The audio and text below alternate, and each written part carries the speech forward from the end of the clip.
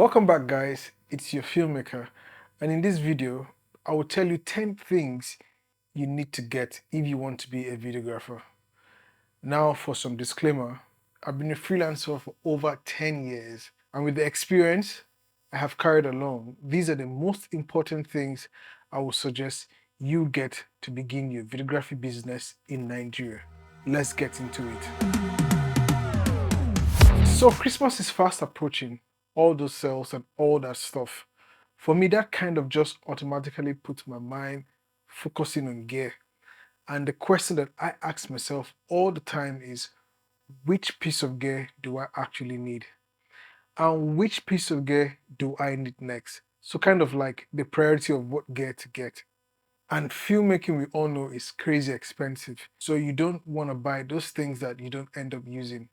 You and I both know we've done this before.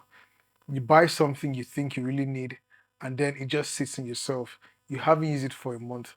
My wife shouldn't hear about this. I mean, you don't want to see behind this camera. Gear that I haven't touched in a while. If I had to recommend, let's just say hypothetically, what gear should you be buying? I really feel like you need to do the research instead of me just telling you what you should buy. But if I had to tell you in no order of priority what kind of filmmaking gear you need to be a filmmaker, the list would probably go something like this. Number one would obviously be a camera. Any camera at all would do. I mean, you could film with something like your smartphone, your iPhone, Android, whatever. It doesn't matter the brand, whether it has interchangeable lens or not.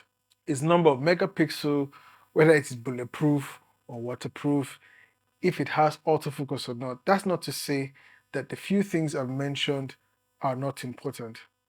They are, but if they are not available, it shouldn't be the end of the world. What I mean is, not having all the advanced features should not be a reason why you shouldn't buy a camera. There's so many different choices, and none of them are wrong.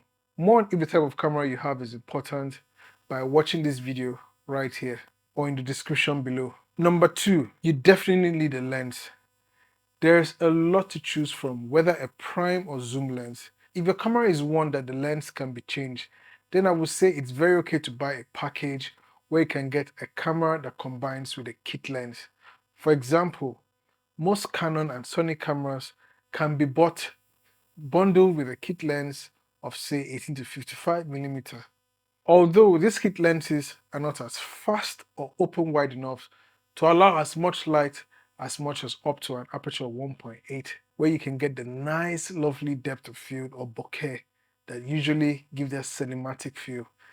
They're usually very sharp and a good starting point. Notwithstanding, if you have the funds, then you can go ahead and get a fast lens like the Sigma 18-35 f1.8, which I'm currently recording on. That is what I'm using right now. You need to invest in lenses. Lenses are a great investment.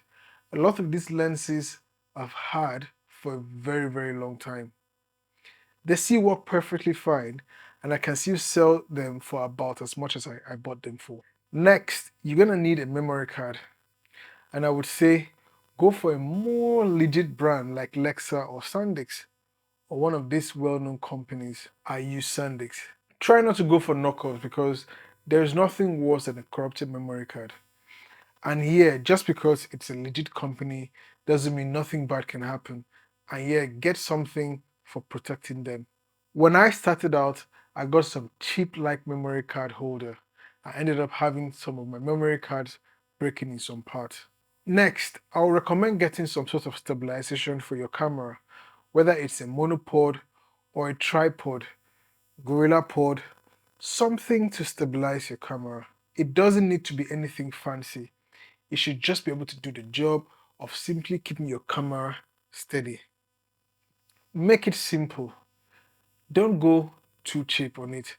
I have a video where I nearly lost my Blackmagic 4K camera coupled with my Sigma 18-35mm lens to a cheap lightweight tripod.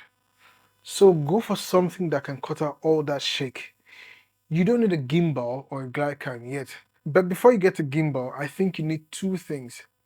First off, you need a microphone. At least some sort of microphone. and I usually would recommend getting something like the Rode VideoMic Pro. But you could also get a lav mic like a Rode Wireless Go 2 if you always just filming people sitting down, corporate videos, that kind of stuff. For interviews, a live mic is great. At this point, I'd like to remind you to subscribe. I'm also reviewing my Rode Wireless Go 2, which I'm currently using to record this video, where I'll be comparing it to other wireless live mics I own. And yes, the second thing before you get a gimbal is an ND filter. You need an ND filter. I have noticed that so many Nigerian videographers or filmmakers do not use, even photographers, do not know the importance of an ND filter. They compensate with harsh lighting in outdoor shoots by just adjusting the shutter speed of their cameras. This is one of those things that really doesn't seem like you really need. And it costs cheap for some and expensive for the pro versions. I think as much as 60,000 naira. They can be that kind of expensive, but it's so crucial to have an ND filter because then you can film at wider apertures outside and not have to crank up your shutter speed super high, which just ruins the look of your video. You need an ND filter. But don't worry, you don't need to get one for every single lens. You can get some of those things that you can drop multiple ND filters. Small rig does sell an adapter type. So at this point, you should start looking to a camera bag.